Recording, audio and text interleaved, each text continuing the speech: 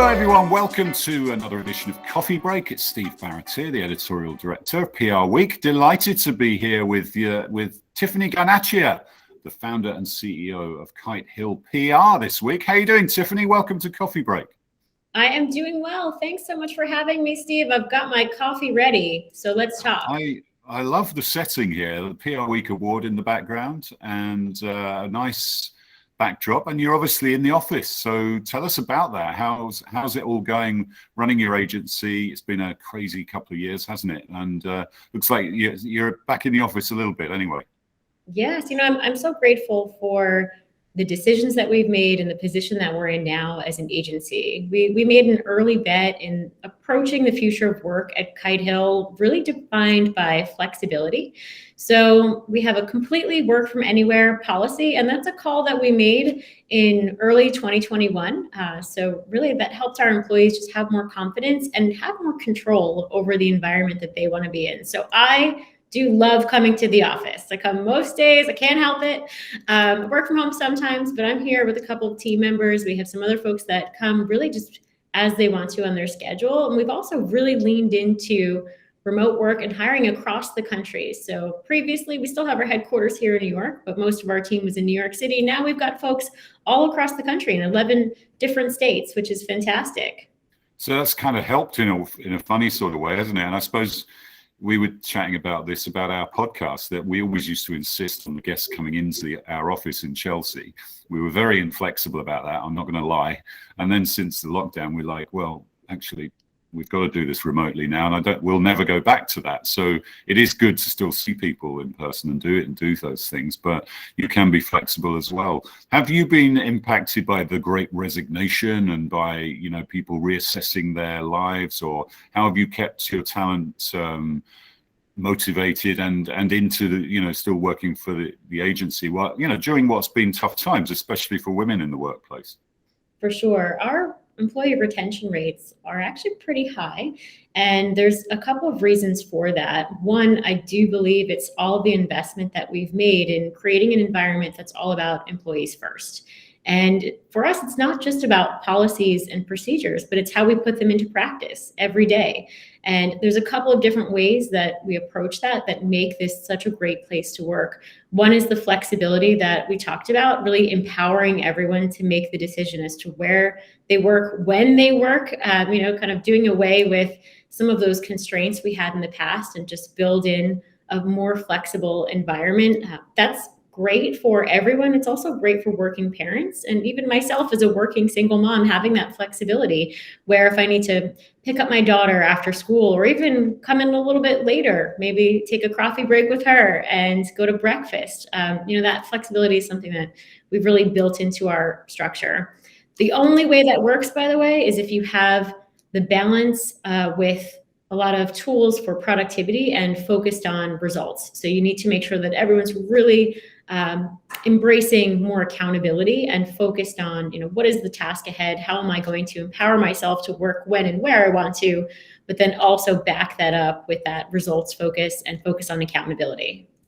Yeah, because I think everybody's trying to work out what this future of hybrid working is going to look like. And it's not an easy equation, is it? And it sounds like you've got a pretty good formula. So if you were to give out advice, what are the one or two things you would say are crucial in making this flexibility work?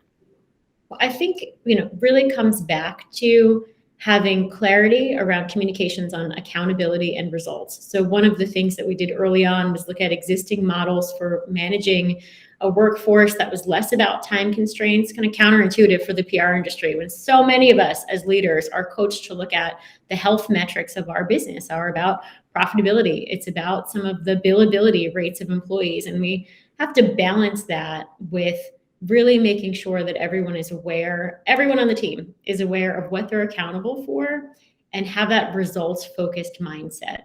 So there's the broader mindset and education that you need to do at every single level of the business. And that's how we're cracking the code. And then we put together a process in place where we're starting to measure that and holding ourselves accountable with the tools and review process. So everyone, when we introduced the flexible environment, we also introduced a 90-day plan model where everyone, every single person, myself included, at the agency has a 90-day plan where you get to see your goals, your professional development, your progress, what you want to achieve.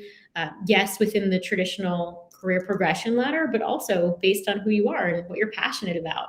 So I think that's one of the key things that we see within the environment that's working for us. I would also say a big part of that secret sauce is really believing that you need to put employees first and create a framework that's more customized towards how they want to work. And that comes through in a lot of our benefits and the way we have unlimited PTO and the way our senior leaders model that through the rest of the organization. And how much are your clients driving these policies? Because, you know, at the end of the day, no agency can exist without their clients. So are they having similar conversations with their own teams? And what are they expecting from their agency partners in terms of their availability, for example, for in-person staff, for being in an office? How does that impact on the way you manage your agency? That's a great question. And when you have a team that's focused on the results and providing best-in-class work for clients, when they work and where they work is not a factor in the client's decisions.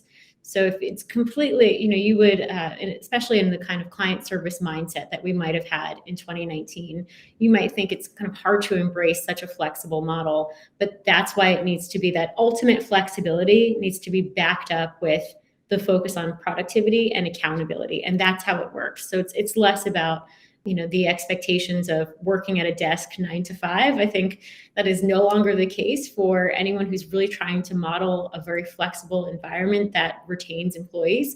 9 to 5 is probably just best placed in a Dolly Parton song. We're not working against that model anymore. And then really looking at how we can focus on the results and the work that we're providing for clients and make sure that it's outstanding. Big up to Dolly Parton, by the way. She's doing amazing work and really is an incredible individual in helping out communities, etc. You mentioned, being a single mom, and 80% of PR pros are women. We've seen the studies about the exodus of women from the workplace over the last couple of years because of the increased pressures on them. What's your perspective on that?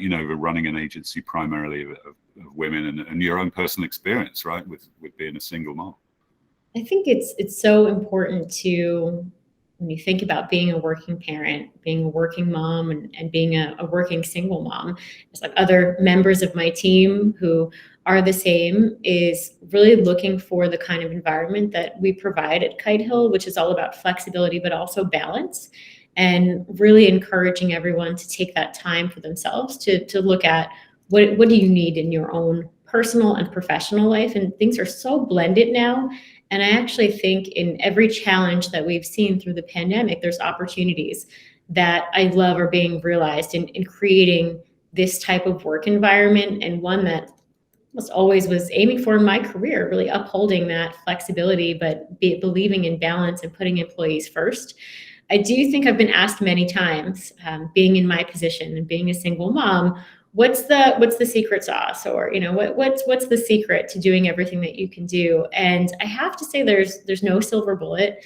It is about believing in balance, but one of the first things that a woman should do is just give yourself permission to take that time, to take the time that you need for yourself, to come back and feel refreshed when you need that break, to be a better mom, to bring your best creative self to the workplace. And I oftentimes feel that the thing that gets in your way is yourself, because you're trying to aim for things and make amazing achievements, and you can, but it's finding that balance. And a mantra that I repeat to myself and to others is aim for progress, not perfection. Continue to push yourself forward in that way.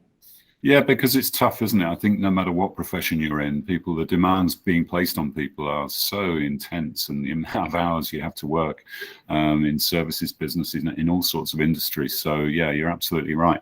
Just tell us a bit about Kite Hill and the clients, the type of industries you specialize in. I think you're a 25 strong agency, specializing in clean tech. What sort of trends are you seeing in those areas? Especially over, the last 12 months when we had COP26, we've got such a heightened focus on climate and the environment. So to talk to us a little bit about that. Yeah, we certainly have grown across many categories in technology. We're historically very strong in certain categories like ad tech, martech, and media, and have expanded out into other rising technology categories like clean tech and green tech. It's interesting. There's certainly more demand for what we see as the broader bucket of strategic communications. We have clients that come to us to build out thought leadership programs with executives, as you would expect. So a lot of the core things that you would say, being in PR, being a leader in the industry, what's in demand, it's going to come back to the right mix for clients around really proactive media relations, thought leadership for executives, strategic communications. We've seen over the past 2 years just the rise in even the demand for more corporate counsel. I mean, I found it really promising that as you look at some of the industry statistics, I believe that there's more demand for chief communications officers within broader corporations and some of the things that we've seen. So in my eyes, that's a great trend for the industry where it's really proven out the value of strategic communications and PR. Now, a lot of I guess that in a normal year, you'd have people at CES, you'd have people at South by Southwest, other live events, and maybe Cannes, and maybe some of these big global things. What's your take on live events and how they're going to come back? And is there going to be the same appetite for that from clients, or are we going to be doing a lot more virtually? And that plays into the environment thing, doesn't it, as well, with people flying to venues? So what are you thinking about that? I'm a big believer in the power of live events, the connection that you can have with other individuals when you're in the room. I think on the horizon, what we're seeing is just the continuation of more hybrid events where there's both a virtual component and an in-person component. What's interesting for anyone who's thinking about planning events or attending events is I think there's the perception is if you're doing a hybrid event that the time of those events needs to overlap and happen at the same time. But we're actually seeing clients who are seeing more value where they're investing in a physical event, they have that presence at the event, they're engaging, and then there's a separate hybrid event that is meant to be virtual as opposed to something that's on the ground. So you have to think about what are the goals of my organization, where is my audience, what's their comfort level, where are they located, and then how do I create the best experience for them and really think about the best attendee experience. And that's usually the answer to how you start planning against that. When it comes to some of the industry events, we're seeing more interest from clients, especially around what we'll see at potentially South by Southwest and Cannes. I think people are starting to feel more comfortable. I've seen that myself. I was just at the IAB Annual Leadership Summit here in New York City. It felt well attended. People were excited to be out and meeting others and engaging with the other attendees and speakers. So it does feel like at this moment in time, there's opportunity, but like with anything else, it's really keeping an agile mindset. It's kind of constantly keeping a finger on the pulse as to what's happening in the broader environment and then adjusting as you go. Yeah, I mean, we're getting back to our first PR Week Awards for 3 years in person. We're going to be mid-March, March 16 in Cipriani. I'm doing a trip to DC to see some people.